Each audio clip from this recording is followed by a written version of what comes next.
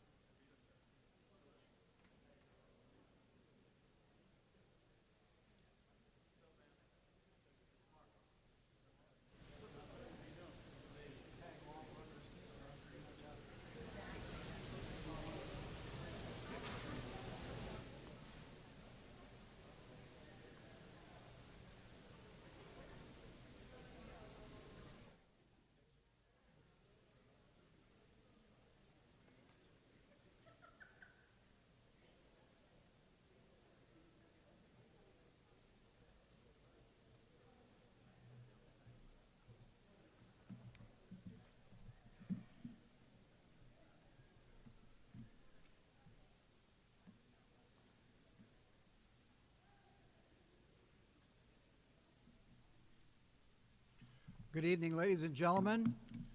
To respect everybody's time, we'll get started. My name is Dan Nero, and welcome to you and all families and friends of our honorees to tonight's Winter Sports Award Night for the Tempe All-City Association. My name is Dan Nero, and I'm honored to be here with you this evening and help recognize a special group of young people, along with their families, friends, coaches, school, and district administration. For nearly 40 years, the Tempe All-City Association has honored many young men and women who have excelled in athletics and many other parts of their school communities at our 6 Tempe Union High School district schools: Tempe High, McClintock, Marcos de Niza, Coronel del Sol, Mountain Point, and Desert Vista. I'd like to say a special thanks to Mr. Jermaine Whitaker and the McClintock staff for having us here tonight. Jermaine's the assistant principal and athletic director here at McClintock, and they have graciously given their time and their facilities for us to use this evening. I also want to mention a few board members of the All-City Association, and I also wanted to mention, I said it's nearly 40 years, I believe it was 1983, when a gentleman named Dr. Fred Wood and a few other community leaders said, you know, we got to do something for our kids who are coming out of our high schools. And there weren't 6 high schools back then, but there were some great kids coming out of the Tempe area, as well as the Phoenix area and Chandler, that is served by Tempe Union High School District. And Dr. Fred Wood was one of the pioneers in getting that started. So we really appreciate him. Several other board members are here tonight. I see Doug Royce, one of the pioneers, just slipped in the back. So many of these gentlemen and ladies, part of our All-City Association, they're just like Doug. They don't want anybody to know their name. They don't want anybody to know where they are or whatever, but they step up for our kids time and time again, and it's nearly 40 years they've been doing that. Many other districts, many other towns around Arizona that I'm aware of have very nice little awards for their high school athletes, but I'm not aware of any that takes care of all the high school sports, from badminton to softball to beach volleyball to all the other sports. That's what Tempe All-City is all about, taking care of those, recognizing those young people. And tonight we're going to do that with our winter sports athletes. I'd also like to recognize our school administrators. I know a couple of them are here, but I know many of them are back at school taking care of business at the school sites. At Tempe High, we have Brian Gulliford, principal, and Shelly Arredondo, AD. At McClintock, we have Myra Arroyo as the principal and Jermaine Whitaker, I already mentioned. Marcos Deniza, principal, Sarah Tolar, and AD Lenica Reese. Corona principal Nate Cleve and AD Brian Fleming. Mountain Point principal Tamika Banks and AD Aaron Frauna. See Aaron right up front there. Very good. Desert Vista principal Mike Degnan and AD Dave Klecka. Dave also is up front. Dave was in my geometry class in summer school just a few years ago, and he knew if he didn't sit up front, I'd let the coaches at McClintock know, and that wouldn't work out well, so it stuck with Dave over all these years. I do appreciate that. Another big thank you also to Barb Neal and Dave Huffine. Barb and Dave, they take care of things at the district office and make all this happen. Fred makes a couple of phone calls. Drew Metcalf, Drew Metcalf, one of our board members, he gets with Dr. Wood, and then Dave Huffine and Barb Neal take care of all that stuff for us. We really appreciate what they do from the district office in keeping this going. One thought, I was trying to piece together myself and wondering, like, you know, what is this really all about? Dr. Wood and I were just talking about it last week. Why do we do this?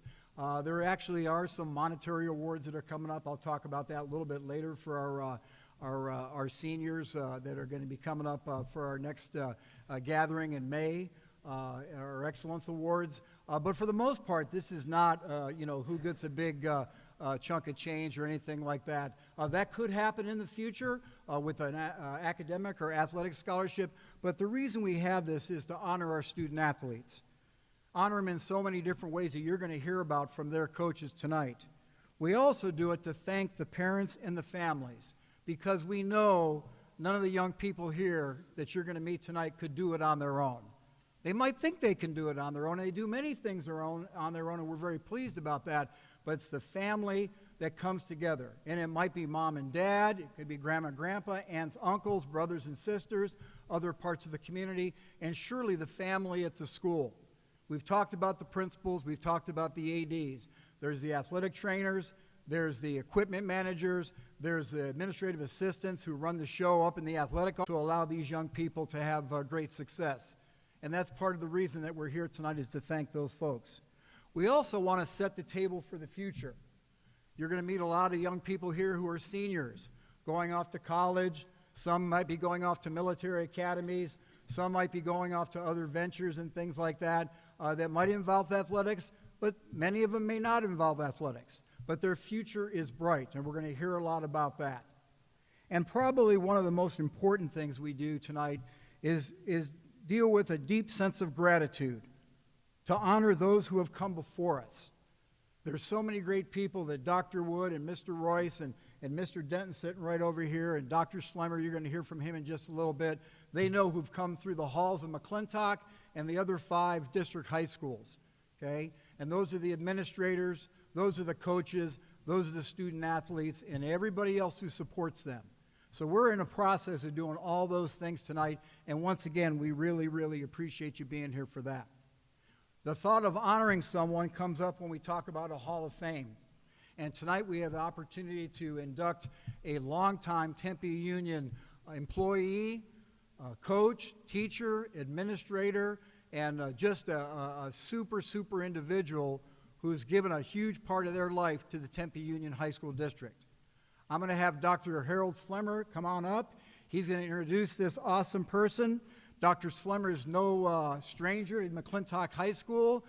Just a few years ago, he was a teacher and coach here at McClintock, also an administrator, and then went ahead and started a school across the freeway way before Desert Vista called Mountain Point, and was their principal for many, many years before Dr. Slemmer moved on as executive director of the AIA, the Arizona Interscholastic Association. So we welcome Dr. Slemmer to present our Hall of Fame new inductee. Thank you very much.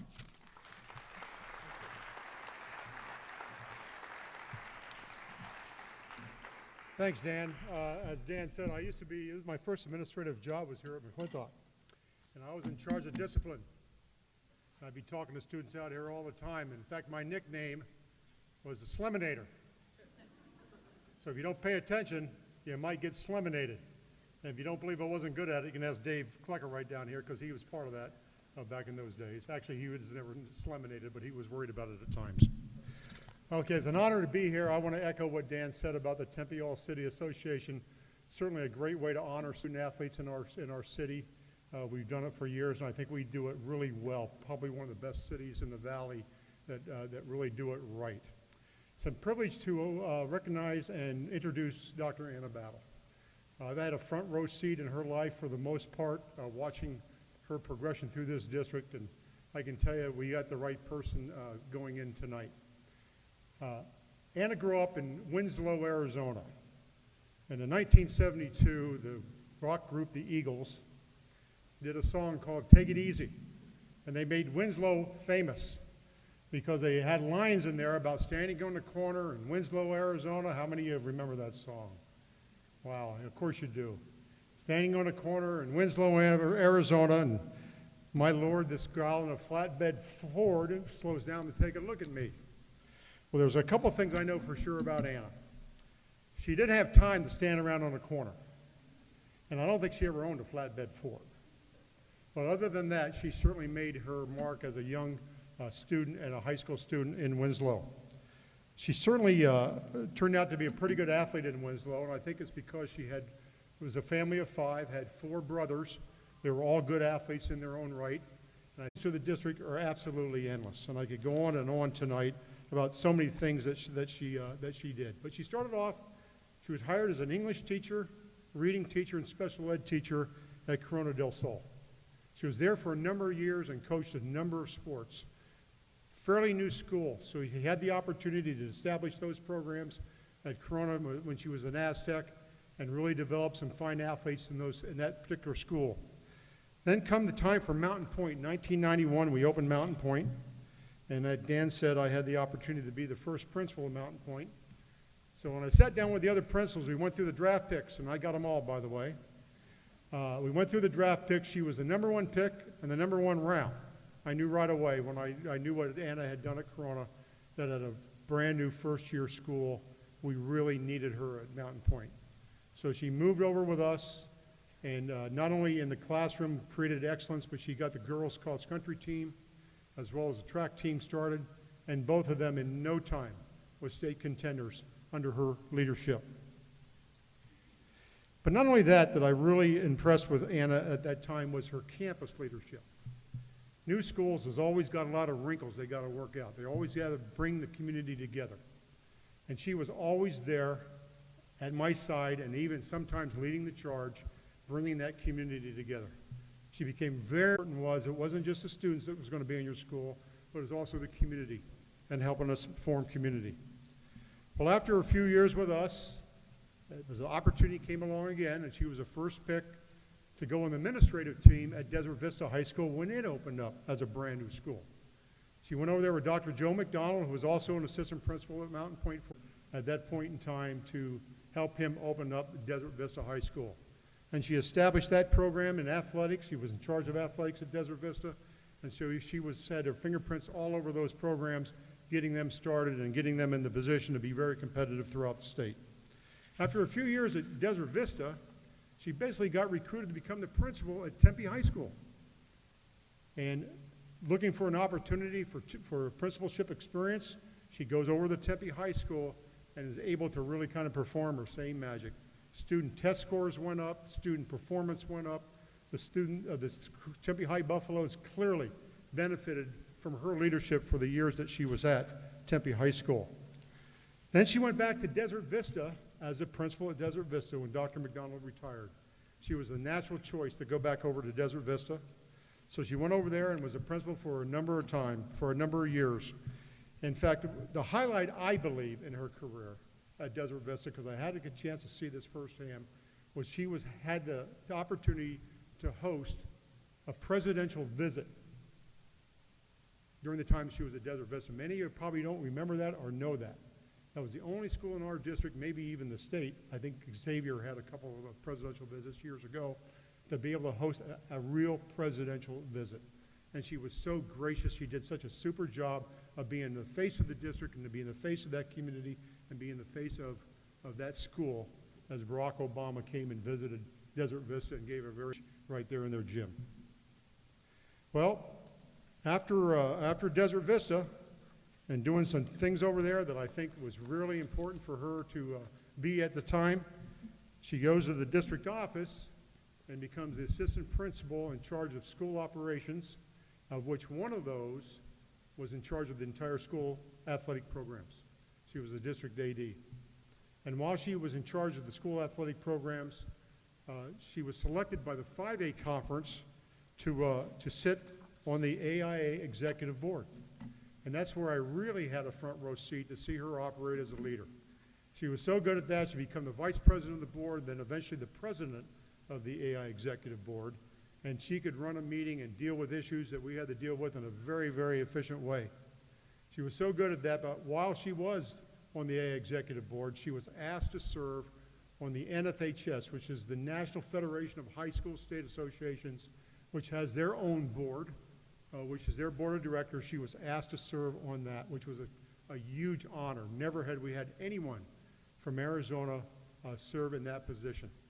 As she served on that, she represented 10 states, Section 7 and 8 in the country, and she had the opportunity to get to know people in those various 10 states. And while she was there, that experience that she brought as an athlete herself, as a coach, as a school administrator, and I think most importantly as a mom of pretty good athletes, she was able to bring that experience to the National Federation Board of Directors, and she was clearly influential from day one when she walked into that meeting. She had made a lot of friends in those various states, being the voice for them at that national level. In fact, the National Federation Board of Directors oversees a lot of very important things. In fact, they approve of every high school rule that's used through the 19,000 high schools and the 3.5 million student athletes in this state, in this country right now. She was part of that process of approving of those rules, understanding what they were, because one of the big issues that she was dealing with at that time was health and safety of kids, mainly concussion issues that we were dealing with in football, which she clearly understood. Again, having her own children be involved in football, being an athletic director and understanding the dangers of that, she was very valuable in that whole discussion process. From Tempe Union, she went on to Tempe Prep, become the head managing director of ASU's Tempe Prep charter school when they got that going. And recently, she has become the superintendent of the Casa Grande Unified School District. As I looked at her resume and looked at some things that she had done, the one that really stuck out for me was the number of other educational groups that recognized her as an outstanding educator, and there are many. She was an NAACP Education Image Award winner. She was the AIAAA Administrator of the Year, the local Arizona Athletic Directors Group. She was Advanced Ed Arizona Leadership Award recipient. She was the Arizona State Legislature African American Unsung Hero Award recipient. She was the NASSP Principal of the Year, which is a very rare honor that they give. She was the MLK Leadership Award recipient, and she was also the 100 Black Educators Achievement Award recipient. And I can tell you, knowing her the way I do, she certainly deserved every single one of those awards.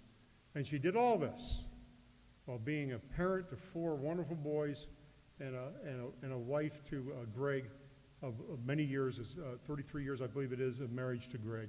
And they did a super job of raising those boys, all of them going through Desert Vista High School. Can't get much better than that, folks, believe me. She is a champion within the Tempe Union High School District. I don't think there's hardly anyone in the district working at those 5 high schools that haven't been influenced by the efforts and the expertise and the passion of Dr. Anna Battle. In fact, I always wonder, when you work in 5 schools out of 6 in a school district, how many T-shirts do you collect? And she must have every color represented in her closet if she kept them all, I bet. Okay, unless she gave a few away. But for the most part, she was definitely a big contributor to the Tempe Union District, and I want you tonight to help me welcome Dr. Anna Battle as In many capacities, and I just want to thank you, Uncle Mel, for being here this evening once again to celebrate accomplishments. So please help me recognize him. And thank you, Dr. Slimmer and Lori. Thank you for your kind words, that you have played a significant role in my life, my professional life, and opened doors of opportunity that will forever be remembered. You were a trailblazer, my friend, for leadership, school improvement, Arizona high school sports, and the National Federation yourself. May your legacy be remembered forever. The acknowledgments that Dr. Harold Slimmer said in my life are quite humbling for me. All of the accolades and accomplishments that I have been blessed to receive were from someone greater. Because of God, I know this season in my life why I received this praise. Student athletes, your parents, legal guardians, and family members are aware of what I'm going to share with you because they've lived a little while as well. Some of your parents and legal guardians might have had a chance to fully understand the potential of all that they do for you because they're still running around, and you are running them around.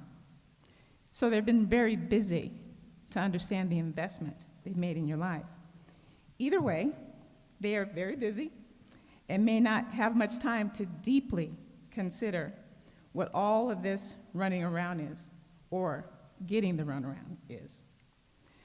The purpose is bigger than trophies or monetary awards. Athletics provide access to other people from all walks of life. Access to diverse people develops respect, understanding, and appreciation of differences. Athletics provides opportunities to be content with temporary disappointment, and then produces resilience to do better next time. Athletics creates an understanding of commitment to excellence, while at the same time minimizing the importance of me and accentuates the value of team. Athletics trains you to manage life's issues. There's no reason to quit what you're gifted to do.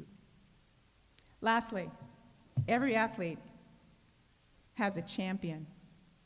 Giving back what someone else gave you is a requirement and is what makes us all stronger. I understand the purpose of my life. It was not just to excel at God-given talent, but rather the success provided me a platform where I could get support and I could support people, develop students, and train teachers to build futures for tomorrow. The path of life requires us to do for others, be there for others, be a thought partner for others. Let your testimony in life give hope when times seem tough. Celebrate accomplishments with others. Love one another, even when there is limited evidence there's love for anyone. Because of athletics and modeling from my mother, I'm wired to lean in to others, to grant unconditional love, to lift others up and place them in positions where hope and opportunity are available. You learn this as an athlete if you're paying attention. Finding my stride, exercising my faith, hard work, disappointment, rejection, failure, suffering, pain, and success have all been advantageous. Success breeds success. However, one downfall may feel like the world is coming to an end. In my life, I've experienced great loss and setbacks. Know this, though. I'm thankful for every good, bad, and ugly that has happened in my life because all of it molded me into the person I am today. Now, I am far from perfect, but I'm stronger, I'm wiser, more resilient, and I know right from wrong. I practice good morals and ethics in my life while doing my life's work.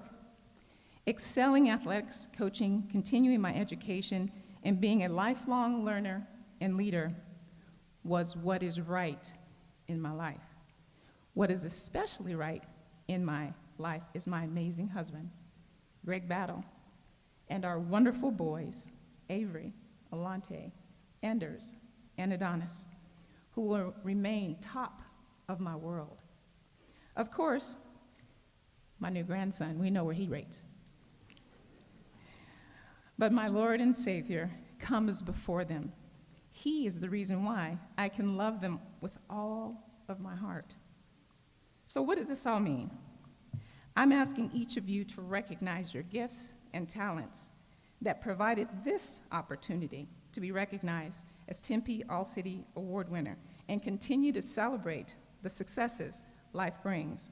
The reality of it all is there are costs and sacrifices made by you and your parents to be recognized tonight. Be grateful of recognitions like tonight. Say thank you to the coaches and to the All-City Association for pouring into student athletes over the years. Love those that love you and love those that reject you along the way. Appreciate the struggle because everything happens for your good. Let go of ego and the disease of me syndrome. Don't look back, but rather look forward and pay it forward. Build others up because of what someone else has helped to build in you.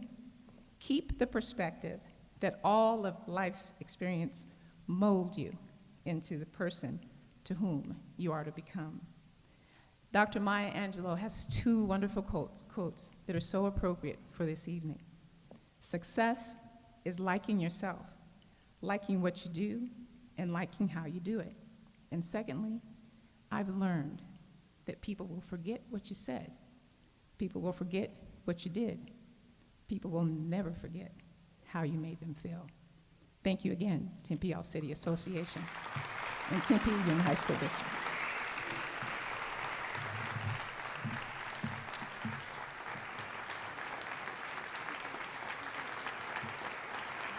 Dr. Battle for being part of our Hall of Fame.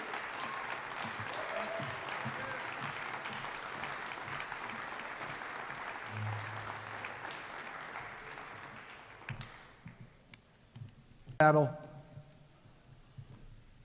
A quick story. I was a young teacher and coach at Corona, and Dr. Battle joined our staff, and I was just there a couple years, and every Thursday morning we played coaches basketball. Well, Coach Battle showed up. I wasn't one of the captains, so to speak, but whoever was the captain picked Coach Battle first. That was a good choice. The next week, Coach Battle picked all the teams, and that was the coaches and the teachers. So, just a great individual. Very blessed on my part to work with Anna for so many years, and once again, welcome to the Tempe All-City Hall of Fame. Now we're going to get to these great young people that are here tonight. Let me tell you a little bit on how this is going to work, because we take everybody's time and make sure that we get to hear about everyone, and everybody is a part of this here in the auditorium. I'll give you the order of our honorees and the teams that we're going to honor tonight. But once we get that, we'll have the coaches line up right over here. Coach will come up. Coach will introduce himself, herself, call up the student athletes that they're going to talk about each of those student athletes. When that group from that school is completely done, they'll go right over here to Barb and Dana, and they're going to pick up their plaques and then have a seat back in the auditorium.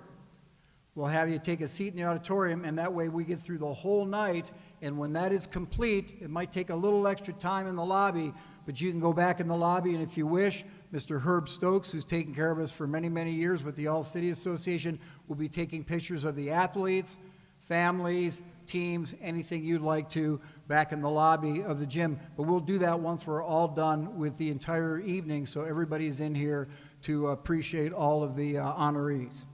All right, the order of our honorees tonight will be girls soccer, and then boys soccer, then girls basketball, boys basketball, girls wrestling, and then we'll finish up with those boy wrestlers. So if the girls soccer coaches could just meet right over here, we'll get started with our awesome young ladies in Tempe All City girls soccer.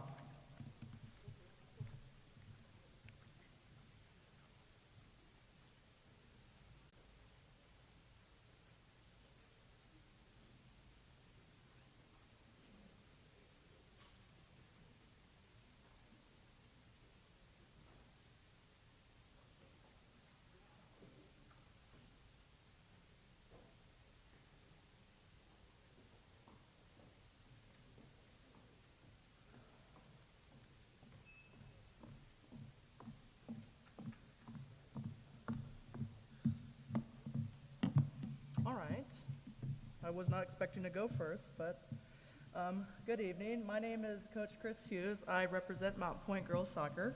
I'm here to honor an athlete that I've known since 7th grade. So I first met Mackenzie Heflick in our Top Soccer program at our soccer club. For those of you who don't know what Top Soccer is, it is a soccer program for special needs individuals. She was a part of my leadership team, came up with soccer plans, lessons, went to symposiums. We spent quite a bit of time together, hence green, without even trying.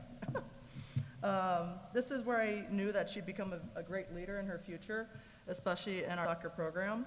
She has been a part of this program for all 4 years. She's done Top Soccer, attended school, worked, all while keeping up a 4.7 GPA in all AP classes, right? Yeah. And she has been a big part of our soccer program as a captain and has been a tremendous role model, not in the classroom, but on the field, especially during hard games where a lot of people thought they'd quit, but she never did. She fought to the very end.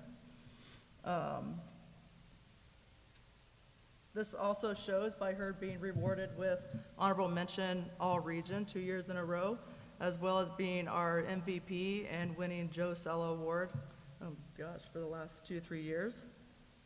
And I would like to thank her for being a huge part of not only Lady Pride soccer program, but my life. And I'm very honored to be her coach for her 4 years of high school, and I wish you nothing but great adventures and success in your future. Thank you.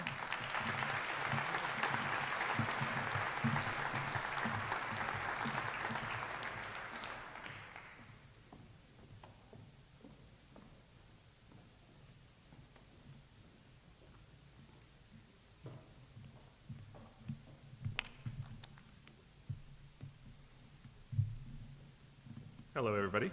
My name is Gerald Stewart. I'm the McClintock girls soccer coach.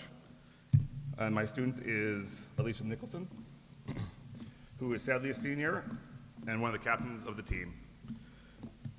Alicia has been in Tempe all her life, where she resides with her parents and her brother, who's a sophomore at McClintock High School. She has been enrolled in the Aspire program for gifted students in middle school and the Peggy Payne program while freshman year. Alicia is an honor roll student who's eligible for the Dean Scholarship at ASU or NAU if she decides to go there. If I hope she continues her soccer career and goes to a community college where I coach, she's eligible for the President's Scholarship, which is which pays for full-time attendance. Alicia has volunteered with iHelp, which feeds the homeless and would help out at soccer events in the community as a field marshal. Alicia has played varsity soccer for all 4 years. Since the late 90s, the coaches have kept track of the top 20 all-time scorers in McClintock, just something that we've done, passing along from coach to coach. And I'm happy to announce that Alicia this year made number 5, so number 5 all-time scorer so it's pretty good. just missed number 4 by 3 goals. So, through her soccer career, Alicia has had numerous awards and accolades, way too many to mention here, being a 4-time varsity player, very good player.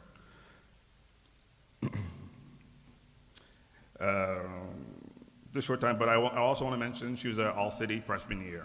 So to finish up, I'll say that Alicia ends her college career the same way she started it, an all-city athlete, and I want to congratulate you for that. So.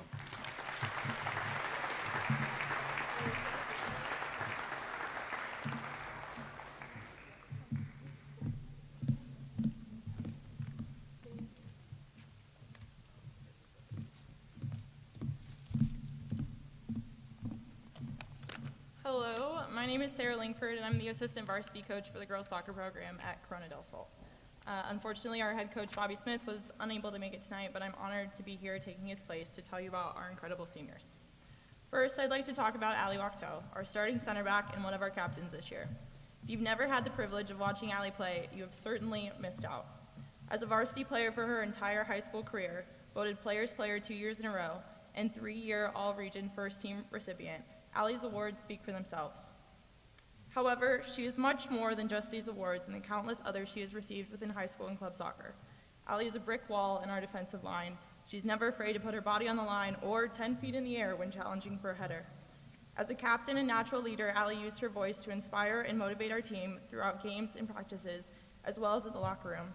She's a leader that ensures everyone is included, regardless of age or level of skill. This year, she was quick to take our other freshman center back under her wing and help her find success in her first year as a varsity player. Throughout the past 4 years, Allie has been instrumental to the girls' soccer program, and I know her impact will inspire so many players years to come. My favorite moment of this season was not one that many got to see.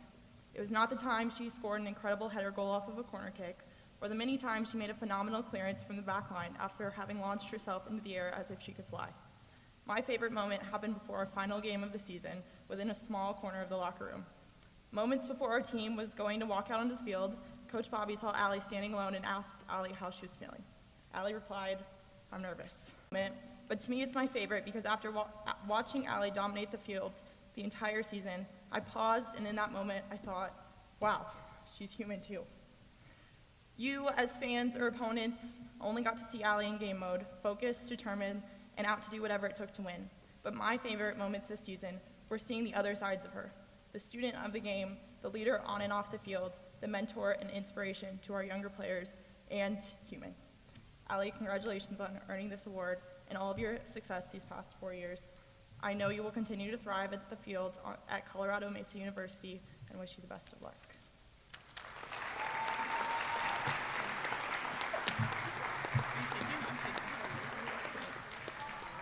Next, I'd like to talk about our starting goalkeeper and another one of our captains this year, Rosie Ozerovich. Am I good? Good?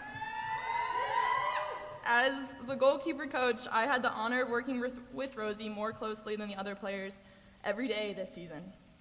Before we met, so many people were telling me about the success due to the program throughout her past 3 years on the varsity team and past 2 years as the starting goalkeeper.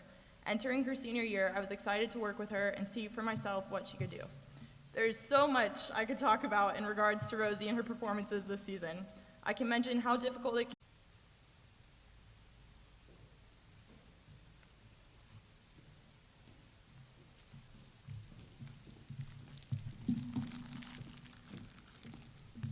All right. Hello, everybody. My name is Cameron Rosenberger, and I'm the girls varsity coach at Tempe High School. First off, thank you to the All-City Association for putting this on. It's just really cool to be able to give a shout-out to our athletes and say good things about them. Also to my athletic director, Shelly Arredondo, thank you for all your help throughout the years. And also to Sandra Alvarez in the back with her 2 adorable daughters for coming and showing support for Aaliyah here. So I have the privilege to talk about Aaliyah Aguilar Alvarez. This is her second time being up here as an All-City recipient. She is a two-time Skyline first team player, along with this year's MVP for the Skyline in what as far as I know, is one of Tempe High's only Skyline championships or conference championships. to date. So it was a really cool year, and also this is a really cool player who I've got up here. Aaliyah, as a player, she's very driven, she's hardworking, she is a captain's captain, keeps all the other girls in line, and holds a standard for herself and for her teammates to go out there and to get it done and to give everything they've got all the way through the end of a match.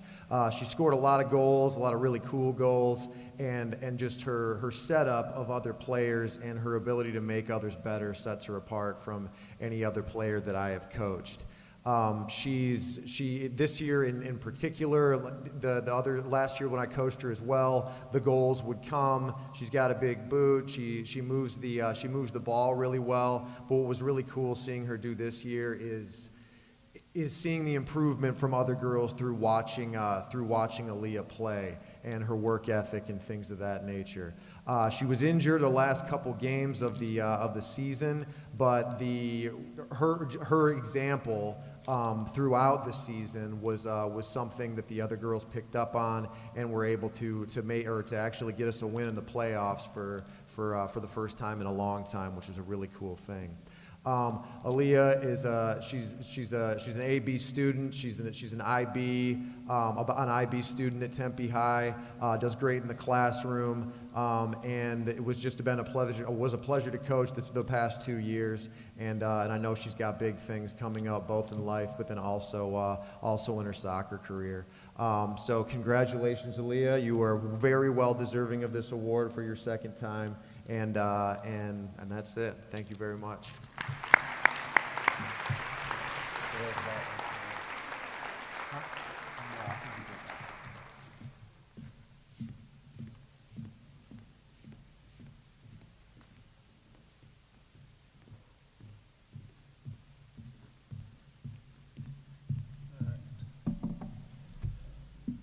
I am Trent Elliott. I'm the head boys coach at Desert Vista. Chris Klein, the women's coach or girls coach, couldn't be here tonight. He had an emergency, so I have the privilege and honor to talk about some of our outstanding girls soccer players and their season that they had this year. Good job, Kiki. All right. I'm going to start with the, and you can step forward when I talk about you there. I'm going to start with the one junior, which is Desire Tablato. Go ahead and step forward. There you go. There she is. So again, I had the privilege, I guess, of watching these girls play in the few games that I got to see and the hard time that I used to give them when we would share the field for practice and we'd split halves with the boys and the girls.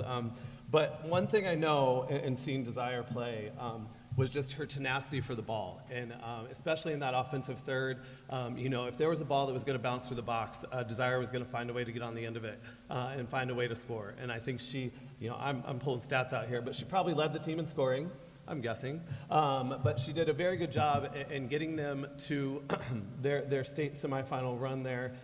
Ended a little game shorter than I think we all hoped. We were all on a mission to get there to the finals together. But Desire finished the season. She was first team all-region. She was first team all-state as a junior. So I know that Coach Klein and the program look forward to having her back next year. So Desire Tablato. All right. Now these next four are seniors, and I guess whenever you have 4 or 5 seniors that have signed to play at the Division I level, you probably got a good chance of having a good soccer team. And so first I'm going to start with Ariana Amada. And Ariana was one of the captains on the girls team this year. Again, the few times I got to see them play, just a calm presence in the midfield that could distribute the ball, could win the ball out of the air, to get on her feet and find people going forward or possess the ball to the back. She's a super smart girl. I never had her in class, but I just know you're smart, so we'll go with it. And again, she's about to sign. She's going to sign with Colorado School of Mines at this next signing day, and I know she's going to do big things in the future. So, Ariana Amada. You're welcome. Next up, Maya Fortune. So Maya Fortune I've known for a while, probably since she's been in middle school. Maya Fortune is just an amazing athlete. She's an amazing athlete on the soccer field. She helps our track team as well. And she's just very respectful and just a great presence in everything she does. I think one of the nicest students I've ever met. She always has a smile. She always will greet you with a smile. And even if you're giving her hard workouts to do on the track, she'll smile and go with it. I think on the soccer field, saw her playing out on the right side. She uses her speed. She uses her strength to get around people, get the ball across. Again, Maya is already signed and headed to CSU Bakersfield, Colorado State University Bakersfield next year. She was an all first team all region player, and I know she's going to do big things at the next level. So Maya Fortune.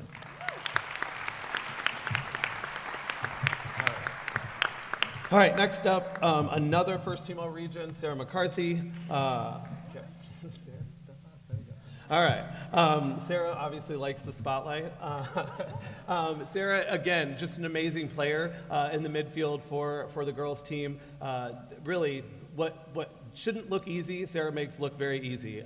Just plays the game in general. She's played soccer a long time. You can tell she has that soccer knowledge when she's out on the field.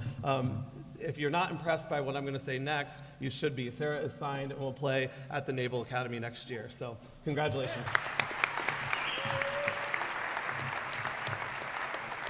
And last but not least is Kiki Smith. I got to have Kiki in class as a freshman, so now it's like 4 years later, and here we are again. Kiki, again, just a dominating presence in the back line. She plays center back, and probably, I would say, but I'm a little biased, the best center back in the state. But I'm biased. She just the way that she leads the team by example, leads the team by her play.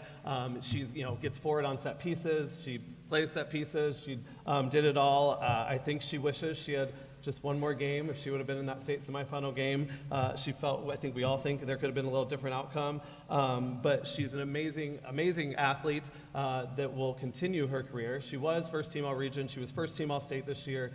This was a club injury, thank you, after the school season. But she's still headed. She signed with Washington State University. She'll play at Washington State the next 4 years, and I'm sure she's going to do great things. So, Kiki Smith. You want this? Which way you want to go?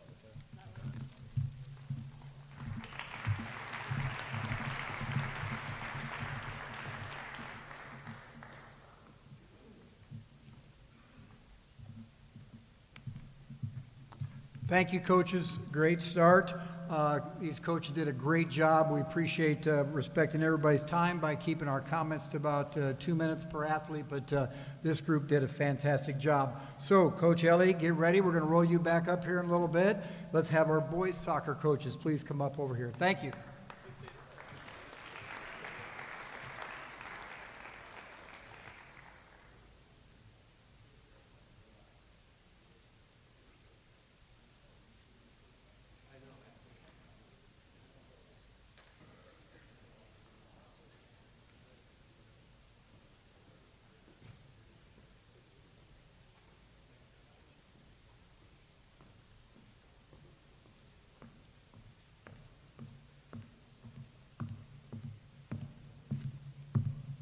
Good evening. I have my two angels here. There we are. They are actually our angels. So, I'm Coach Sahumsky from Tempe High. I guess I could tell you about the goals and everything else that they physically made or did on the field this year.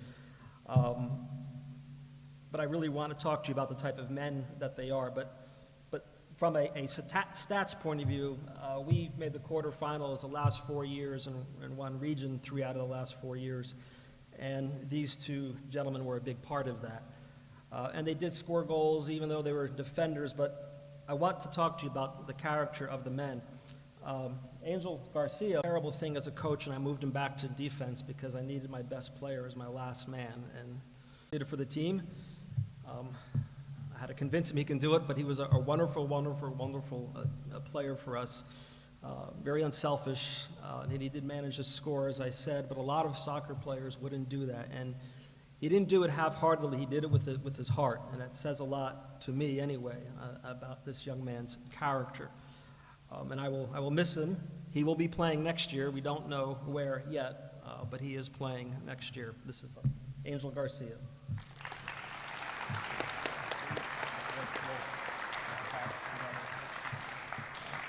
I've been at Tempe as head coach since 1999. I'm not a club guy, and I'm just a history teacher in the classroom.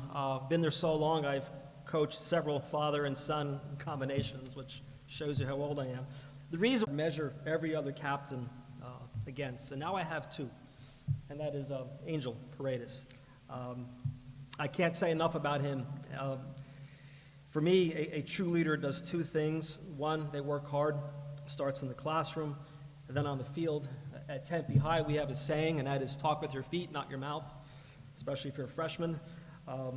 The other thing is he puts the team and other players before himself. Whether it's practice or in a game, he's always thinking about other people. If we have a penalty kick in a game, he doesn't take it that he thinks deserves it, and it's a wonderful, wonderful trait to see out of a young man. I'm going to miss him dearly. I'm going to miss his leadership. I was trying to redshirt him, but I think that's illegal. But he's just, you know, I'm 99% sure I don't have any children of my own, but if I did have any, I would want these two guys. They're wonderful young men. Thank you for tolerating me this evening, and thank you.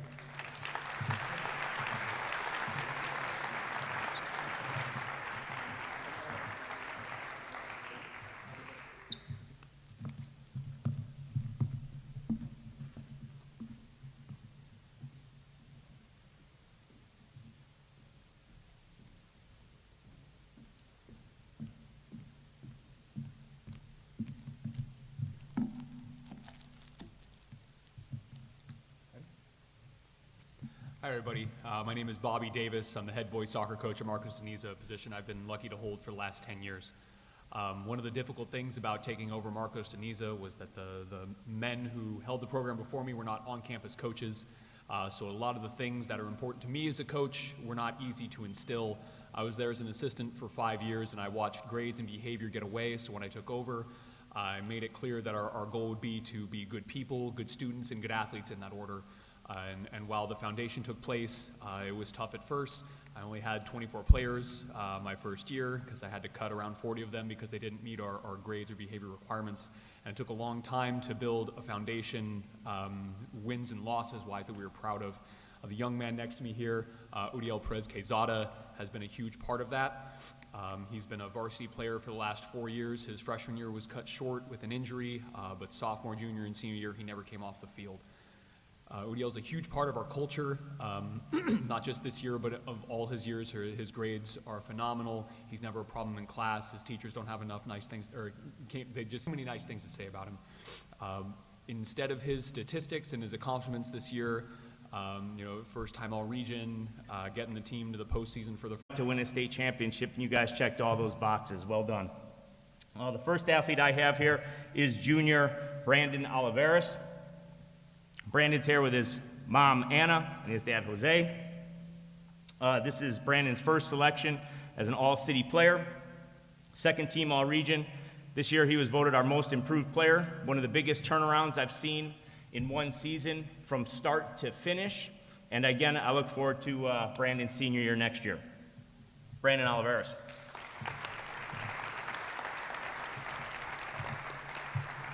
Next is Aaron Garza. Aaron Garza, this is his second time All-City, junior, two-time team captain, Central Region Offensive Player of the Year, second team All-State, and 2 years in a row team MVP.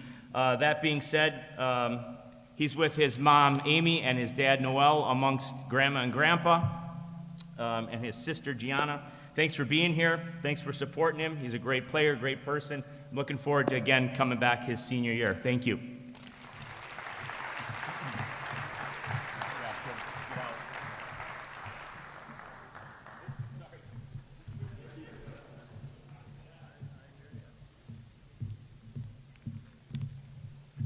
All right. Making it? While they're on the way up here, I just, again, like Coach Salas there, I want to congratulate, I know Marcos made a run to the playoffs for a first time in a long time, and Tempe High made a run to the round of 16, and they were their region champs. Just as a coach in the district, I love to support and see other teams being successful, and I think that's what Tempe Union's all about. I know that we always talk about being a family, and I think that you know, when we see success of other teams, you know, there's some pride in that as well. So I also want to thank the Tempe All-City Association for recognizing these athletes and their accomplishments. I'd like to thank our district for the support of our athletic programs, and then my school as well with our principal, Mr. Dignan, and our amazing athletic director, David Plecka. He didn't pay me yet. Just kidding. So I get to recognize these 5 guys. It's not every year that you've got a group of players that makes you look good as a coach. And so, every time I get to talk about these guys, again, I just give them all the credit because that's where the credit's due. They were out on the field playing, 80 minutes every game and got the job done. So we'll start with our junior, Micah Vasey. Micah, there you go. All right.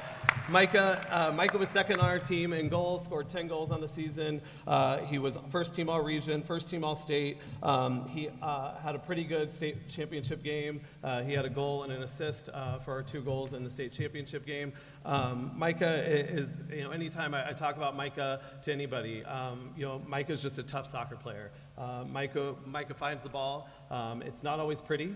But he figures out a way to get it done. He's a hard worker, and he really is a leader just by what he does on the field. And so I look forward to Micah coming back for his senior year, so we can run it back again 2 years in a row. So Micah Vasey.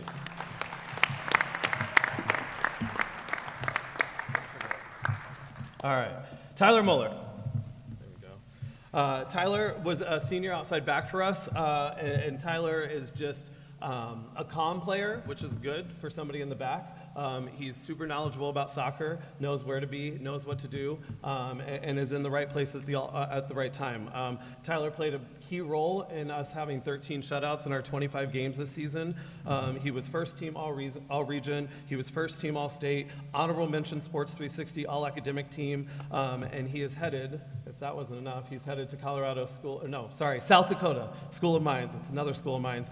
He's going to South Dakota School of Mines, and I think you got to be pretty smart to go there. So, Tyler Muller.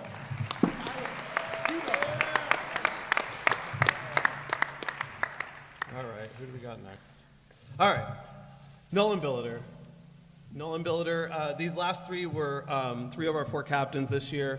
They've all been on varsity since they were sophomores. So a little bit just about Nolan. Nolan was a senior, obviously, center back for us. Again, captain and leader of our defense that had those 13 shutouts. Our defense also only allowed 18 goals in our 25 games this season. Nolan also scored 6 goals. He was tied for 3rd on our team with most goals, and 6 coming from a center back position. That's not always the easiest thing to do. He was our region defensive player of the year, first team all region, first team all state, honorable mention Sports 360 all academic team as well, and Nolan is headed up to NAU in the fall. So congratulations.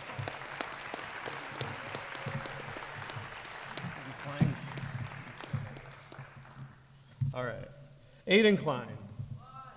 There he is. So Klein's dad is actually missing tonight, so I'm sure he would want to be here to see Aiden up here. But he again had the emergency. He's our girls coach. But Aiden was again one of our captains. He's our goalie.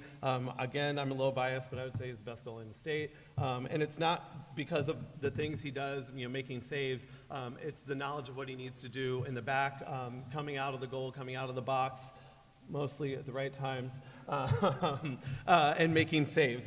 He had, in our 25 games, I think his goals against average was just under 0.3 goals a game, so letting in half a goal a game obviously helped in our success. He also scored 2 goals in the one game that he got to play in the field, so that's a pretty good, 2 goals in one game. I'll take that. He was first team all region, first team all state, Arizona Republic, all Arizona team, honorable mention Sports 360 all academic team as well, and he will continue to play next year at Benedictine University in Mesa.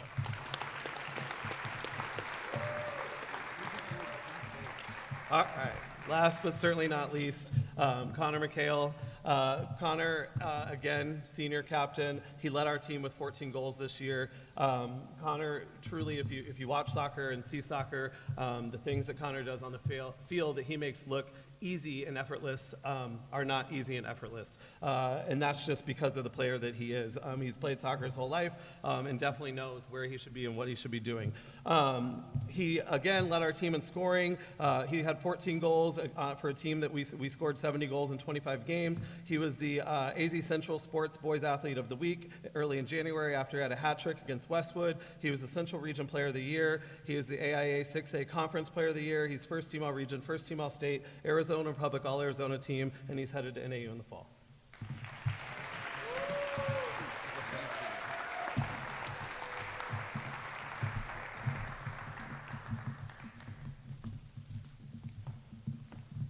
Coach Elliott, not so fast. Come on back up here, please. Whole bunch of years ago, Dr. Wood and I think Mr. Royce had an idea, and they said it probably won't cost too much money. Wouldn't it be nice if the All-City gave out a special plaque to the head coaches of our state championship teams? Well, I think it has cost a few dollars, quite a few dollars over the years. Dr. Wood, I think you mentioned last month, is it around up to 80-plus state champions over the last few years that the All-City has been able to make an award to the coaches with the plaque. And once again, it is not easy, ladies and gentlemen, to be a state champion for any of our schools and any of our conferences. And I'm an old math teacher. I think those numbers were 70 goals for and 17 against. Not too shabby, not too shabby. That's pretty good math right there on the soccer pitch. And congratulations to Coach Elliott, state champions at Desert Vista.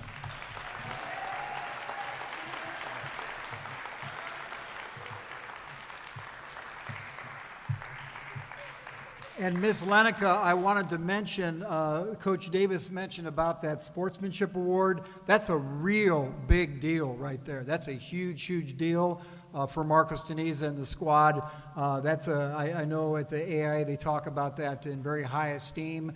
And so when Coach mentioned that, it caught my attention, and that's a big, big deal, and that's a lot of what our district is all about. The quality of the people, not just the quantity of goals or scores and such, things like that. So we appreciate it. Also, Mr. Salas, thank you for reminding me, doing a great job. Anytime we can just mention those parents' name when you come up here, appreciate the coaches who've done that so far. We're up to girls basketball. So with the girls basketball coaches kindly come over here, and we'll find out a little bit about the ladies. Thank you.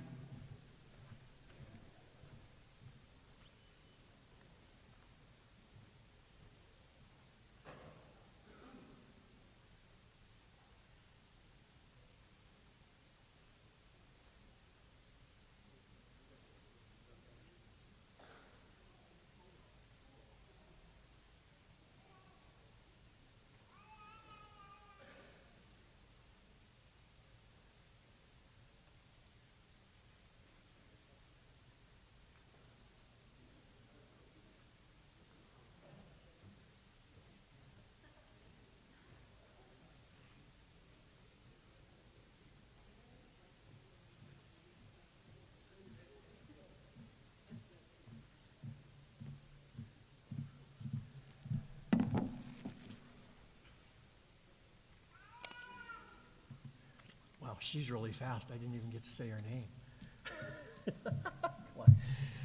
Good evening. I'm Dave Morton. I've had the privilege to be the girls basketball coach at Tempe High over the last 21 seasons.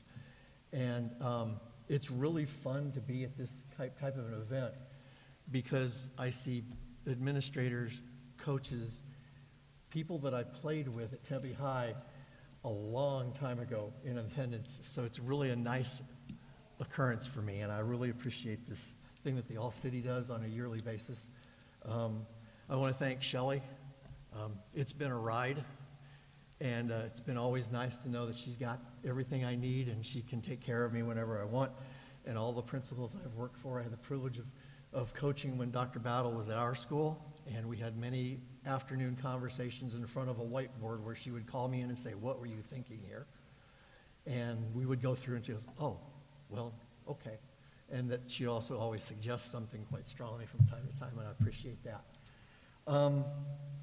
I get to have the privilege and have had the privilege of having Ember Davis as one of my players for the past 4 years. Coaches, we all know that sometimes there's that kid that plays for you that's like gum on the bottom of your shoe.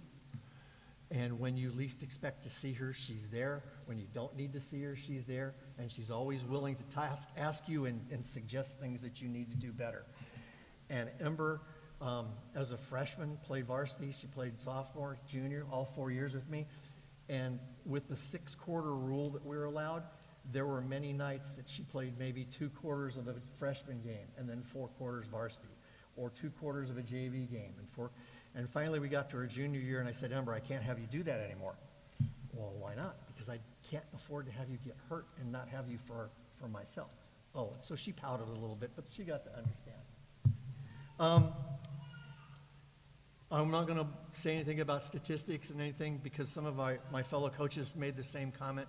One of the amazing things and one of the reasons that I have coached for so many years is you get to see these freshman girls, in my case, come in with their hair in a ponytail. They don't know which way the world is up. They barely can walk and chew gum and dribble a basketball at the same time. But 4 years later, after 4 years of working, they get the idea. And Ember is the perfect example of that. There were many times where I would look at her and say, what are you doing? And she would try to tell me. But truly this senior year, she developed into the quiet, lead by example, determined, hardworking, go-to person. And, you know, I jokingly was going to get up here and introduce her as my 6'8" power forward. Because whatever I asked her to do this season, be it play one of the all-season, all-region, all-state players from Shadow Mountain or Seton in years past, she always met to the challenge and did the very best she could for me. And as a coach, there's nothing more I can ask of a person like that. She's in the top 5% of the class at Tempe High School. She will graduate and be going to ASU.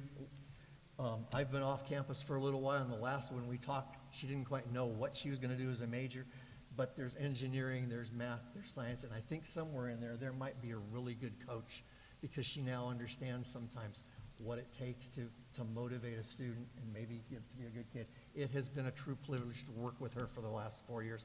Ember Davis.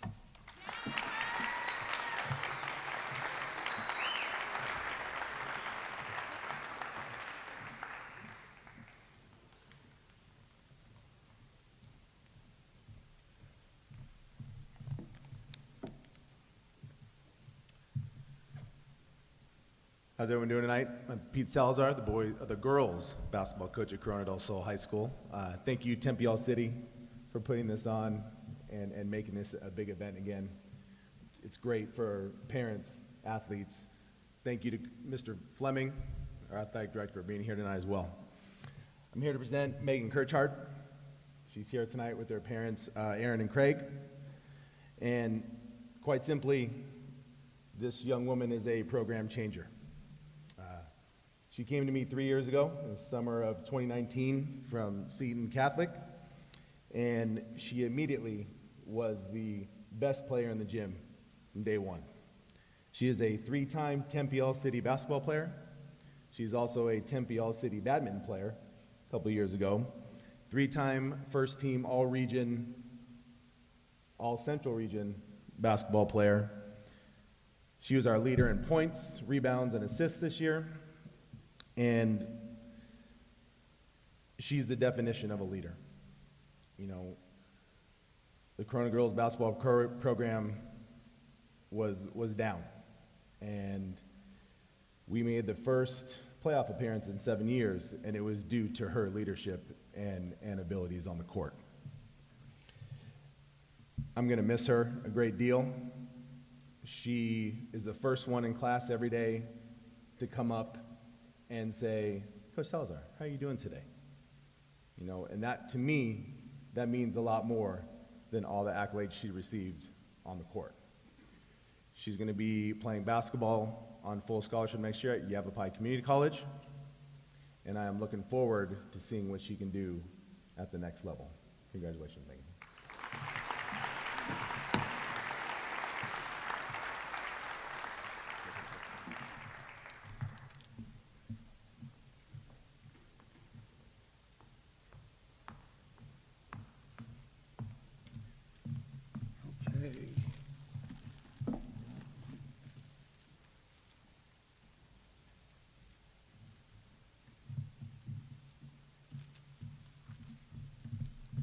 All right. I am Dave Williams. I am the head girls basketball coach at Desert Vista, and I'm very proud of these young ladies. Before I go there, I want to talk about Dr. Battle a little bit, just for 1 second. Dr. Battle, we love you. She got me involved with Desert Vista about 15 years ago, and not just for basketball, but as a staff person working there. And we thank you so much for that, to get me involved with a great organization like Tempe School District. Greg, got a great young lady right there.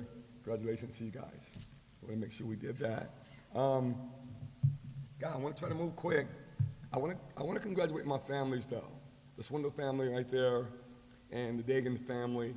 They did it the right way. Their daughters, we're talking about 13 years old on varsity, and that one was 14 years old starting last year on varsity. And so you'll see them for a while. These young ladies are committed, dedicated, have sacrificed a lot, big sacrifice to get to where they're at. They work hard, show up on time, don't play games. Bulldogs. We went 25-5 this year, lost in the semifinals, the Final Four to Valley Vista. And if you know who they are, you know they Bulldogs too. So we're looking forward next year to setting the stage, letting them know we mean business, and I'm very proud of them for what they've accomplished. We'll go first with the young buck, Dylan Swindle. Dylan Swindle made first team All-State this year, first team All-Conference, top 5 scorer in the state. She was first team All-Region. We had to come up with a new category this year for her because of her, Offensive Player of the Year. She got that award as well. She made first team All-Conference. We talked about that. She's a starter this year. I'm pretty sure she'll be All-Arizona this year. Just did a great job, just came in and took over. And I know that entitlement is big. I know that a lot of people, you just gave it to her. No, she took over. And she came in and worked with E, the other part of this tandem. They made me feel so proud of them to go, as freshmen and sophomores, to go to the Final Four. And we could have won that thing. We had some injuries. I'm not making excuses because there was a player that's going to Oregon on the other team, so we have to be real with that. But we're looking forward to seeing them up here for the next 2 or 3 years. And then we'll go over here to, let me say this about Dylan. I don't know if there's any guys can outshoot her. I'm serious. She would get 7 or 8 threes a game. And I try to tell her, D, just chill for a minute. We up by 25, man, just chill. Anytime she can get her hands up, bucket. She had to have the highest three-point shooting percentage in the state this year. If she can get 30 easily. So we know it can be done. And I'm proud of some of my students here today too, that's in a wrestling team and soccer team. We know that you sacrificed and we think you did a great job and we're very proud of you. And then we'll go over here to E, who is was our captain. He's the co-captain, as you might want to say. E has been here twice. All City, she was co-MVP with Dylan this year in the region. Okay, she was Defensive Player of the Year. She made honorable mention last year, All-State. She made second team All-State this year, All-Conference. She's a 2-year starter. Her record is 40-9.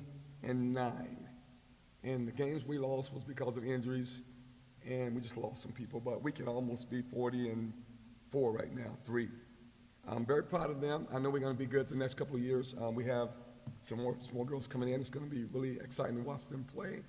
And I just think hard work does pay off. And I did them together because they are sisters. They work hard together. There's no jealousy. And I think they're going to be very good. So first of all, we'll give Dylan Swindle a hand. She did a great job this year.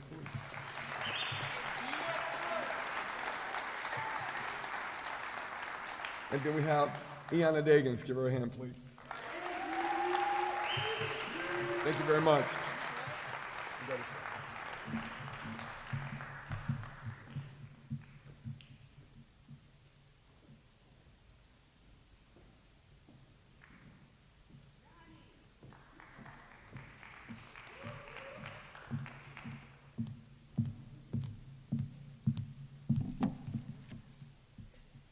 Hi, everyone. I am Coach Sydney Langell. I'm the varsity girls basketball coach here at McClintock High School. Here with me, I have Ayanna Perkins, freshman. What can I say? It's truly an honor to coach such an amazing young lady. Ayanna is a definition of a true competitor. She shows up day in and day out, ready to work no matter what. Me and my staff always joke, anytime Ayanna was sick, she'd have baby wipes with her talking about, "Coach, I'm good, I just need to go grab one." The kid truly has heart for the game. She's a natural-born leader. She was our captain as a freshman, voted by the team, that is not afraid to be different, nor hold anyone accountable, but holds herself to the highest. While Ayanna is an amazing athlete, she is also a phenomenal student with a 4.0 GPA. Yes, cheer on for that. Ayanna is well respected around campus and is very mature for her age. Her attitude, compassion, and smile is truly contagious. She brightens up any room she walks into. It's very rare to come across an athlete of Ayanna's caliber, and I truly can't wait to see her continue to shine and grow. Some may call me biased, but I have to say this is one of the best freshmen in Arizona. I'm truly honored she chose McClintock, and I know one day she will be an All-American, and that's our goal. We're going to get her there. Ayanna won Northeast Valley Player of the Year. She was first team All-Region, and also 5A All-Second Team. Ayanna also was our star of our team. She carried the team every game. When I say that everybody will remember Ayanna Perkins, they definitely will. And I have a small story. I tell everybody this, but during season, I would just be able to look at Ayanna and see, take over. Well, not everybody in here knows, but some coaches do. I was pregnant the entire season. I was 9 months pregnant, and I was sitting in the hospital getting ready to have my baby, and me and my fiance were watching the game, and we were in our play-in game to make playoffs. And Ayanna comes out at halftime. I'm texting my assistant coach while I'm in the hospital bed, like, tell Ayanna to take over. Third quarter starts, this baby took over. I am screaming in the hospital. So I can tell you, every nurse, every woman giving birth that day knows Ayanna Perkins at Banner Desert Hospital.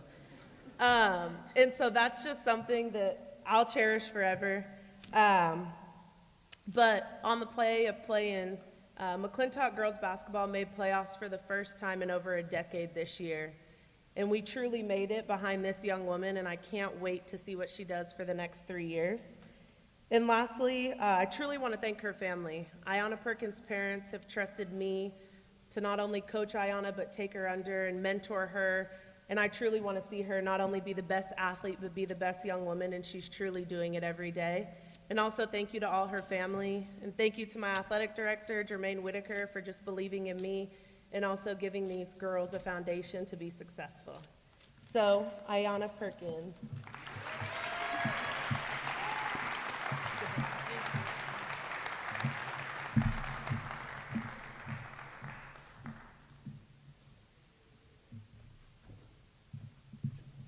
Thank you, coaches. And now for our young men, boys basketball, please.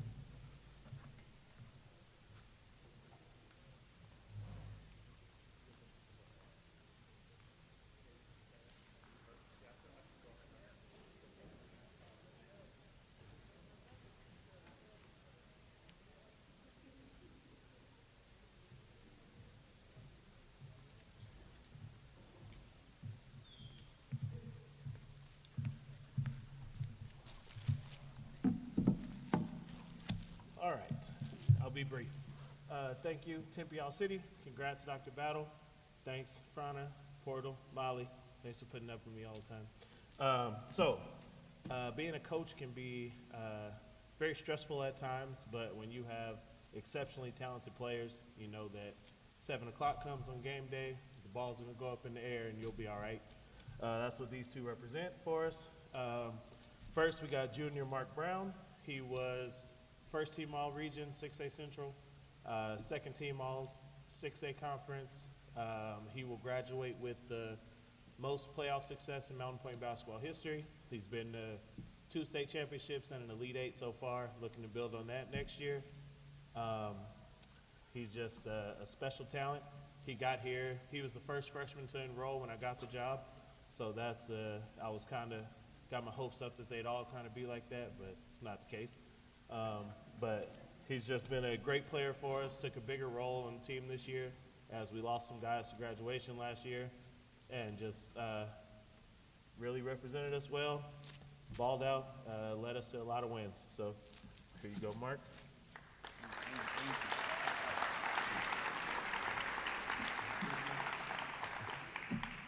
So, first year, we made a surprise run to the state championship game, lost in that game, and then got a shot in the arm and a transfer from Chavez, True Washington. Since being at Mountain Point last year and this year, he has been 6A Central Region Player of the Year 2 years in a row, 6A Central Region Offensive Player of the Year 2 years in a row, 6A Conference Offensive Player of the Year this year, ESPN Top 60 Player. He's led us in points and rebounds, steals. He's led the state in steals. Just the list of accolades, I can go on and on. Very special player, very talented. Just really impacts the game in multiple ways. And as any opposing coach against us would tell you, he's something you got to game plan for and got to devote a lot of attention to, which makes my job kind of easy. So thank you, True Washington.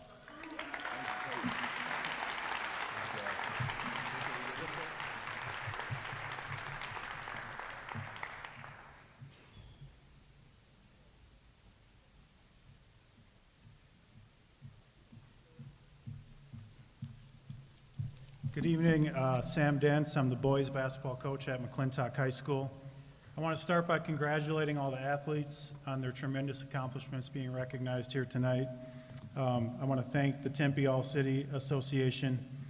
I want to congratulate Dr. Battle. It's an honor to work with you during my time working together. It was a privilege. Congratulations. You deserve everything that you've been recognized with tonight.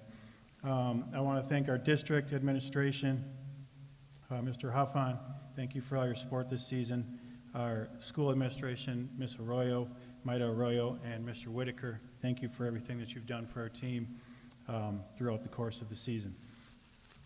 We have 3 very special players to recognize tonight from a team that went 24-4, got to the Final Four, lost in overtime with a chance to go to the state championship game.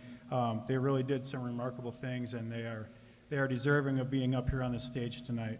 Our first athlete that we're going to recognize tonight is Arinzo E.J. Scroggins. E.J., step forward. E.J. is accompanied tonight by his mother, Phoenicia, his grandmother, June, and his cousins, Amarion. Thank you for everything that you did this season. Your support of E.J. and our team was incredible. E.J.'s nickname is Showtime, okay? Hollywood. He is a highlight waiting to happen. So if you're thinking of going to the concession stand or to the restroom during the game, you should do that when EJ is subbed out, because when he's in there, anything can happen. If you have YouTubed him or his highlights, they're spectacular, the things that he can do. He is an elite athlete, a great teammate. My favorite thing about EJ is that it's never about himself. It's always about the team. His no-nonsense, consistent approach to practice and games is something that, as a coach, I truly appreciate. He's been with us as a freshman. He just completed his junior season. He's a starter every single night that he's available to play. He's going to go down as one of the best players in the history of McClintock. Next year, for him, it's just going to be scary in terms of what he's going to be able to do as a player, as an athlete, and as a teammate. EJ, you're extremely fun to coach. You're extremely fun to be around. I appreciate everything you've done for our team.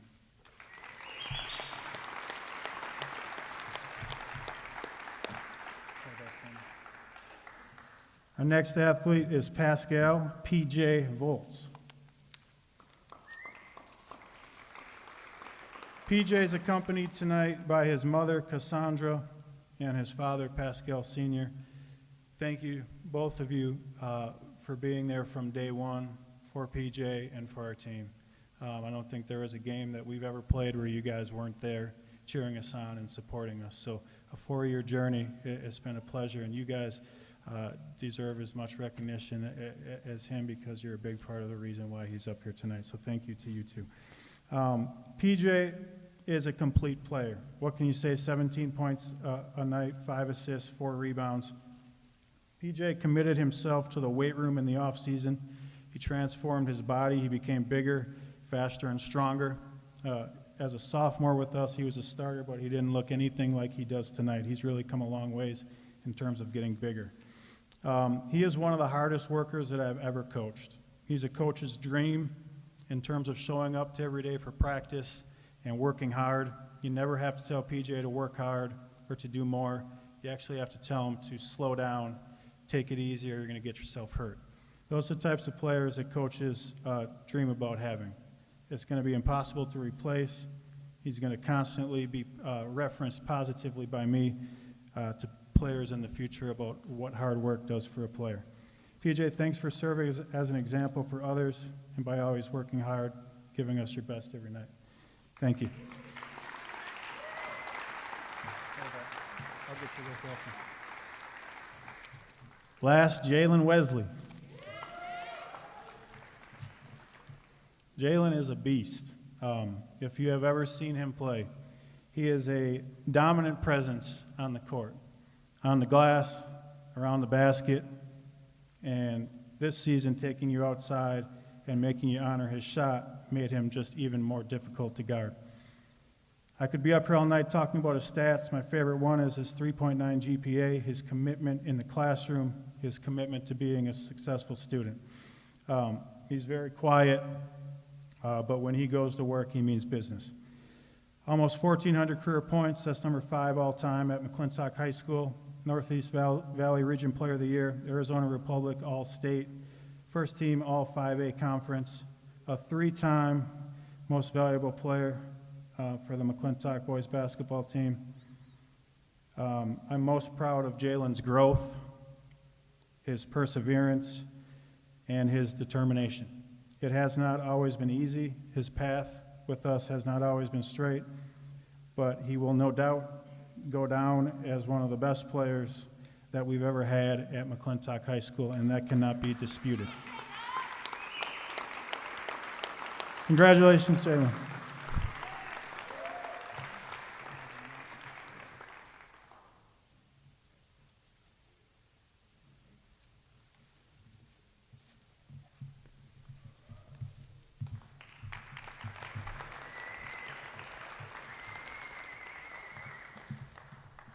Thank you, coaches. Before we get to our wrestlers, Dr. Wood has reminded me each spring in our awards night next month, we'll be honoring our awards of excellence, and that's for a student athlete who was an all-city performer during the school year, so the 21-22 school year.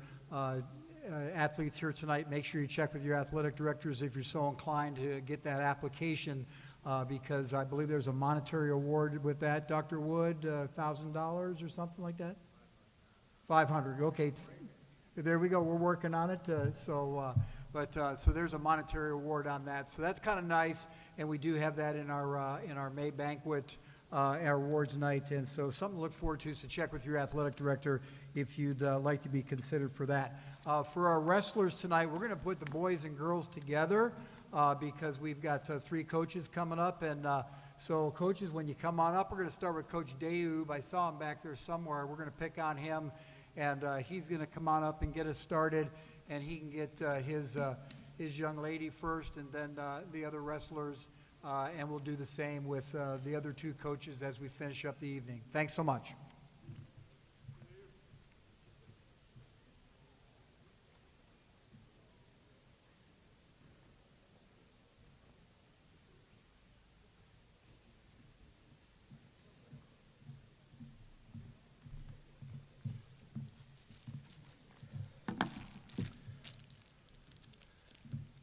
All right, so thank you for your patience and time tonight, guys. We appreciate it. First, I'd like to say thank you to the All-City Association. It's been great working with you guys over the years. It's a first-class association. They do a lot for kids. I've been to a lot of dinners at Shalimar. You guys know what I'm talking about. So it goes back a long time, and we appreciate what you do because they really do make a difference, and they're very fine people. So thank you. Congratulations, Dr. Battle. It's an honor to see you get inducted tonight. Thank you. So I want to talk about these two outstanding wrestlers here tonight to get us started. First one is going to be Liliana Whiston. Liliana is a freshman. She's a freshman. So she's going to be back up here in the future. She took fourth in the section this year, and it was a kind of, girls wrestling is an emerging sport, but she's really learning like crazy, and she works extremely hard. She has a smile on her face. These two actually have a lot in common. I was thinking about as I came up here. You wouldn't think about it, but they actually do have a lot in common. They're very similar, so I'll say some similar things about Vincent here in a minute. Those of you that don't know, wrestling is a brutal sport. Every coach thinks that their sport is the toughest sport on earth and nobody understands it, but I assure you no one understands our sport, except for wrestlers. Nobody. And unless you've been on the mat, you don't get it. And it's no disrespect, you don't get it unless you've been in the circle, by yourself, in front of everyone. There's nowhere to hide and there are no excuses. You don't get to blame the quarterback. You don't get to blame anybody. If you would just pass me the ball, there ain't nobody to pass you the ball. We don't have a ball, okay? Our body is our tool. And it's an amazing sport.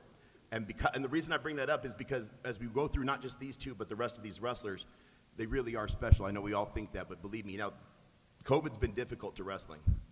COVID's been difficult to every sport, but real difficult to wrestling.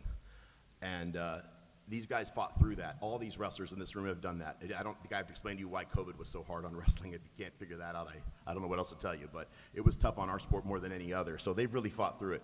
Liliana represents everything that Mount Point Wrestling is about. Wrestling is about. She's a hard worker. She does it in the classroom. She has a smile on her face, and I know the wrestling coaches know what I mean. When a wrestler comes into the room, it takes me 30 seconds to know where we're going. In the first 30 seconds of watching them practice, if it's live, I can tell you whether they're going to make it or not. I know that sounds crazy, but I'd say I'm about 99% on that, because there's people who love it. Even if they're getting beaten, you got a smile on her face. I love that. As a coach, you got that kid just, they're having a tough time, but they're smiling. We can work with that all day. And then there's the ones who don't know what they're doing, but they keep coming forward and scrapping no matter what. That's Liliana. She doesn't know any other speed, but to go 100% all the time. That's why she'll be seeing success on the mat, off the mat, and anything she does in this world. I have no doubt in my mind. I'm honored to be here and stand here. I'm not going to go into too many details about pins and this and that. She had a great season. She's tough on the mat. You don't want any of that, I promise you. But she deserves this. She's going to have many more accolades beyond that, and she's the champion on the mat, off the mat, in the classroom, and in life. Couldn't be any more proud of Liliana Whiston. Our next wrestler is Vincent Carpena. Again, also very similar. Vincent's a very hard worker. Vincent's a junior this year. He's going to have another year next year. He took fourth in the section. He got an injury right before state. He qualified for the state tournament. Unfortunately, had a difficult injury. The pain he fought through just to get there, to give himself the best chance, was incredible. His toughness, his perseverance. Sometimes, you can get up here and talk about, well, they pinned this guy and they did that. You know what? Sometimes just getting there to the end, especially in this sport, is an accomplishment, and Vincent did that. He hasn't had the easiest ride. His freshman year, his head coach was diagnosed with a horrible disease and missed the whole season. That guy, he came back though. And then his sophomore year, well, we barely had a season. We had state and some meets because of COVID. Our sport was devastated by COVID, even more than any other, because of what we do. And then this year, well, we've all been kind of reeling from that. I think all the coaches here know what I mean. So he's got one more year left. He's been through three tough ones. It's not always easy to get to the room. It's not always easy to get going in this sport. It's brutal. But Vincent persevered, and he did a great job, and couldn't be any more proud of him. And he's got another year, and look out, everyone, because this guy is strong, and he's nasty once the whistle blows. So I couldn't be more proud of him. I want to mention also, he is an outstanding student in the classroom. He's a respectful young man. The teachers love him. The administration loves him. He represents our program. He represents wrestling. Couldn't be any more proud of Vincent Carpena.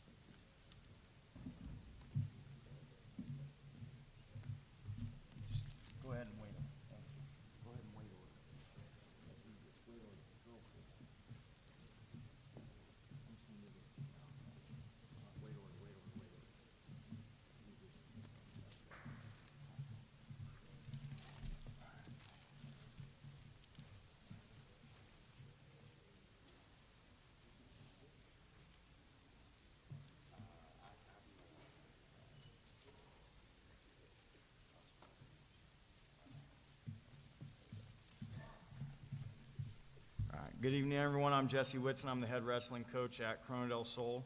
I'd like to start with our girls. We have freshman 107, Julie Suarez, freshman 126, Miranda Ellsworth, and junior state qualifier, Anna Jovanovic. For those of you that don't know, girls wrestling is a real emerging sport right now. It's new, and so it's awesome to see these girls come out and, as Coach Dayub said, do something that is very difficult, that's out of the norm. They have the opportunity to do something and be the first at something. At Corona, our girls team was 1 girl for a while, and then it's grown to 3, and now it's grown to 4. These girls have done an awesome job for us. They come in, they work hard every day, they practice right alongside the guys, and I think that's awesome. That says a lot about them, their character, who they are as people, and their work ethic. And I'm really looking forward to working with them. Anna has 1 more year. She was a state qualifier for us this year. She came back from an ACL tear as a sophomore. That was an awesome recovery to see, especially in such a tough sport. And I'm really looking forward to working with the 3 of them in the years to come. So those are our girls.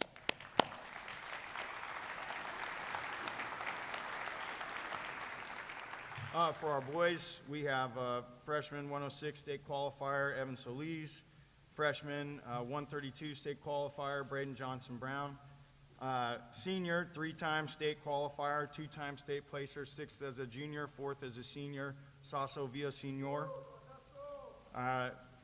3-time state qualifier, Micah Castro, 1-time state placer, 4th as a senior this year. And then not with us tonight is 3-time state qualifier, 2-time state placer, Anthony Garcia. There's a lot that could be said about these guys individually, but I want to talk about what they've done for our program. When these guys were when these guys were freshmen, their team was 14th at the state tournament. As sophomore, they were 14th. As juniors, they were 15th. This year, they led our team to 20-plus dual meet wins, a 2nd place finish at the sectional, and a 5th place team finish at the state tournament. And they have done a great job in taking our program back to where it was several years ago. I'm very proud of them and their effort. And to the seniors, guys, I thank you for the 3 years that you've given me while we've been together. It's been awesome. I'm going to miss you guys. To the younger guys, I'm looking forward to 3 more. Thanks, guys.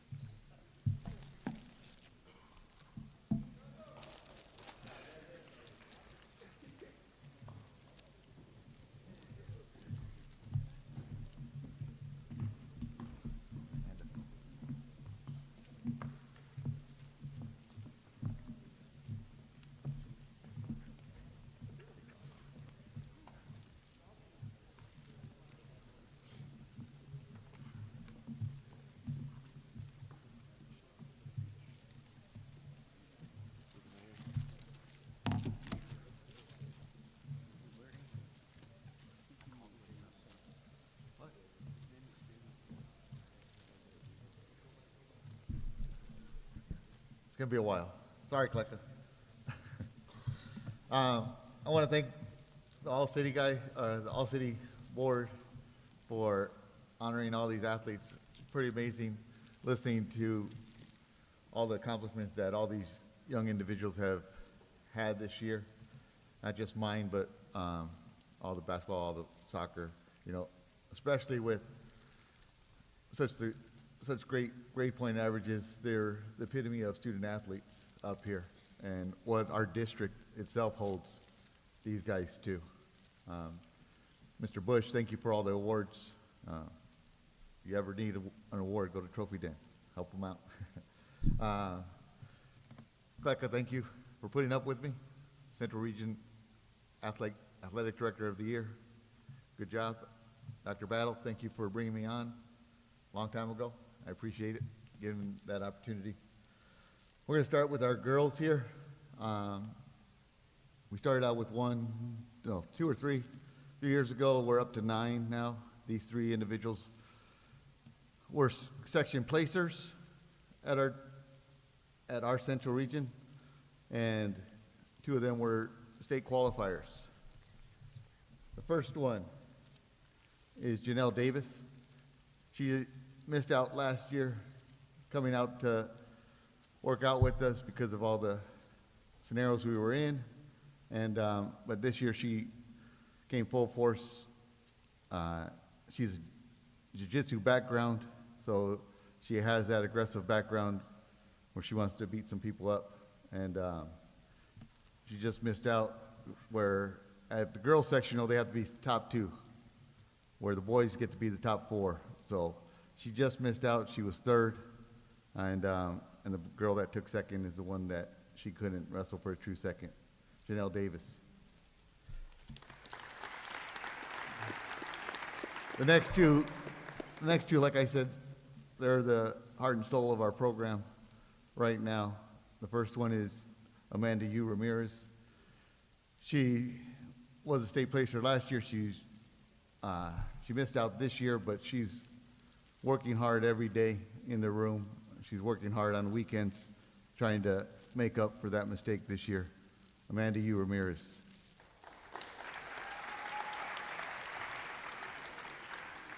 Wei-san Huang, she's probably made the most growth from the 2 years. This year she won her first, coming out of the season, she won her first tournament, and she kept trying to get on that podium ever since, and she kept doing it 2 other times, where the year before she probably could count on one hand how many wins she has. This time she got to 24 wins, 24 and 12 this year. Wei-san.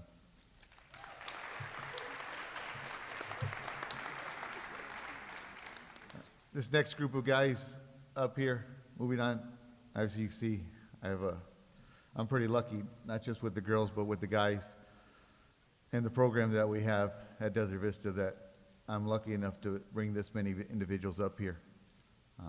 It's an honor to be at the school and work with these guys, because they make, like Coach Elliott said, they make me look like I know what I'm doing.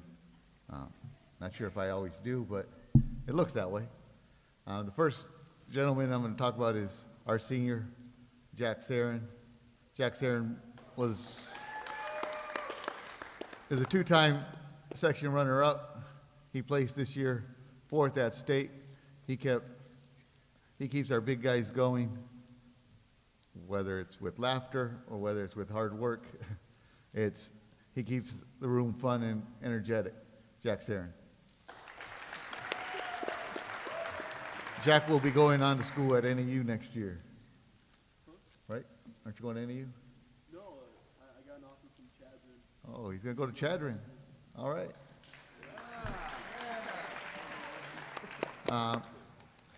The next group of guys are all my juniors.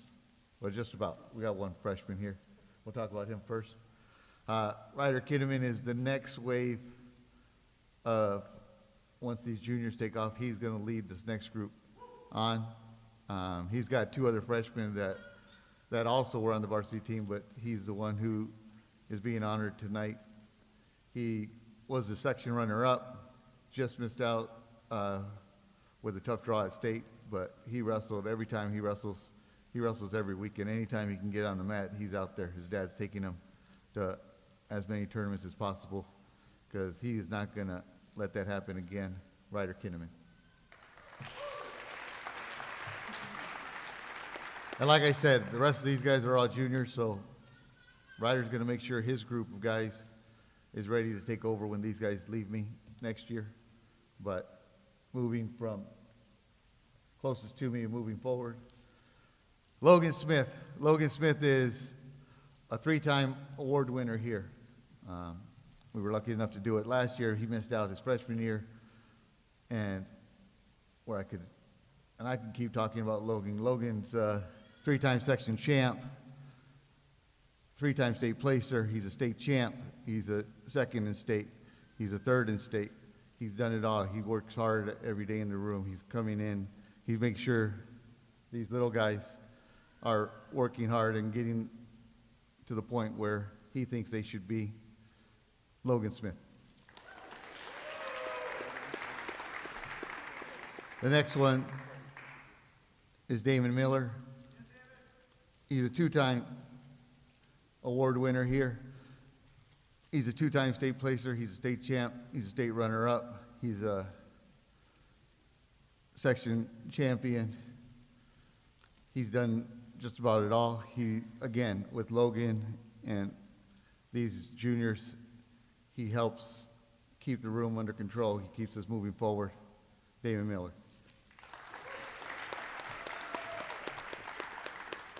Next one is Carter Holt. This is his first time being up here. The rest of these guys are first-time guys. He's a section runner-up as well. He took third at state this year. Again, with Logan and Damon, they're the heart and soul of the program. They're the leaders. They're the captains. And Carter Holt makes sure that not just this group, but the group to come is going to do as well as these guys have. Carter Holt. The next gentleman up here is Connor Strassler. Connor comes from a long line of wrestlers that have graced our halls at Desert Vista in our wrestling room. His uncles are here. Both of them are state placers and state champs at our school. Connor came to us in December with his points and him taking second at state. We were able to finish in the top 4 at state, just edging out Corona. But we know that they're in our section now and they're going to be pushing us. So Connor's going to keep it going. He's going to try to improve on that state runner-up finish this year. Connor Strassler. The next gentleman is Ryan Acevo. Ryan, a few years ago, you would not notice it or not know it. Looking at him now, Ryan used to be a heavyweight. A few years ago, Ryan lost to the gentleman right next to him and decided, well, Jack's coming back. I got to make sure I make the lineup and I do some good things for this team and I accomplish the goals that I want to accomplish. And Ryan lost some weight, got down to 190 pounds, no, 215 pounds. I thought he was going to go to 190 this year or next year, but he's going to stay at 215. And Ryan did a great job of coming on at the end of the year once his weight got under control, and he finished third at state.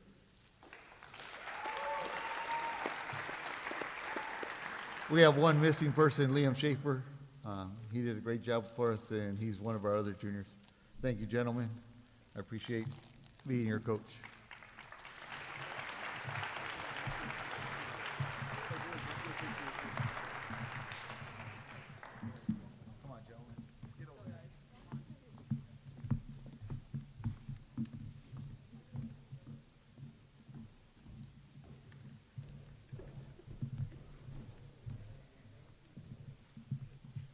Thank you, Coach Gonzo and all the coaches. Folks, we really appreciate your patience and everybody being here tonight. Dr. Wood, always a man of the numbers, mentioned to me, hey, we've got a lot of seniors up here going on to great things as they graduate from our Tempe Union high schools. And that's an awesome deal, which is very, very normal. But we actually have 29 out of our 53 honorees who are underclassmen and underclass women as well. And I tell you what, that's a great future for our schools and our athletes. And so we really, really appreciate the hard work of the young people along with that leadership of our seniors. Once again, when we finish up here, you're more than welcome to step out in the lobby and get your picture taken with your student athletes with Herb Stokes. I did want to say that TempeAllCity.com will have this on YouTube, and many thanks to Warren Cole. Warren's the man back there in the back who takes care of us with all of our IT situations here with the districts. We really appreciate his help. He's going to have the YouTube up and running at both the Tempe Union site and TempeAllCity.com. So once again, we appreciate everybody being here. Thank you so much, and hope to see you here in May. Thank you. Bye now.